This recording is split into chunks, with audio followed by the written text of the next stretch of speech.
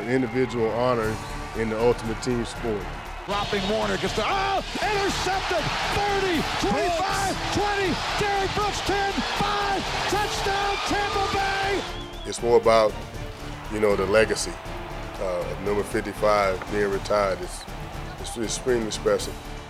First down, they'll run the ball to the near side, running the ball Farkas, and he fiddles off down to the backfield. He'll lose 3 or 4 more yards. That's Derrick Brooks, and that's vintage Derrick Brooks. No one has worn it since I left, but to know that it's part of this franchise history. This honor, in terms of coming here to the Hall of Fame, I'm still trying to grasp it. 3rd and 18, and this is going to write a finish.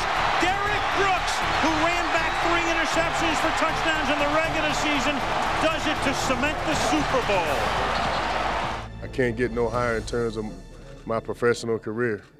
In week 2 of the season, as we take on the St. Louis Rams, we will honor Derrick as the 6th inductee into the Tampa Bay Buccaneers Ring of Honor.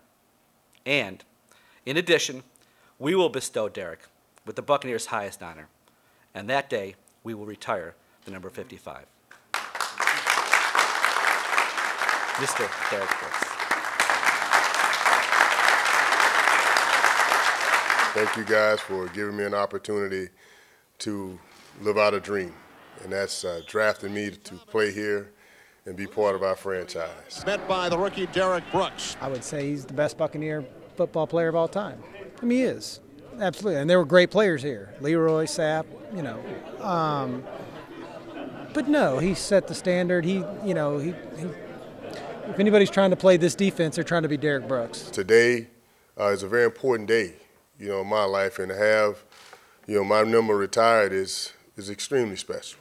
On top of that, and again, didn't come in here with obviously no expectations. You got to go through the process, and I guess it'll probably hit me when I, go through it September 14th against the Rams, and you see the number up there, and no one has worn it since I left, but to know that it's part of this franchise history is a tremendous honor. And I've had the opportunities to have my number retired in high school and in college, but this is a little bit more different for me because it's about every time that something goes on in that stadium and they see that number up there, they get a piece of you. Whether they're visiting or whether they live here, it doesn't matter, and that represents something. And it's more about, the legacy of number 55 being retired. It's extremely special. And again, I probably won't understand it until later on when I see it up there, but for right now, I receive it with the greatest bit of humility as possible. He's a commander of men, and to succeed in NFL, you have to be that way. But then there's commanders of men, and that's what Derrick Brooks is. And he comes to work every day, hard hat and his lunch pail, and goes to work. It's not just physical work, it's a lot of mental work. Personal thanks to Hardy. Thanks for showing us, man, how to work.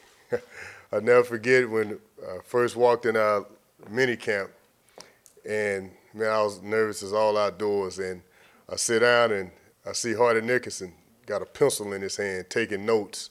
And Coach hadn't even said anything. He's writing down what's on the projector screen. I took out my pencil and I started writing down because I figured if he was doing it, and he was the leader, that's what I should be doing. So thank you, Hardy, for setting the tone in our linebacker room, on and off the field.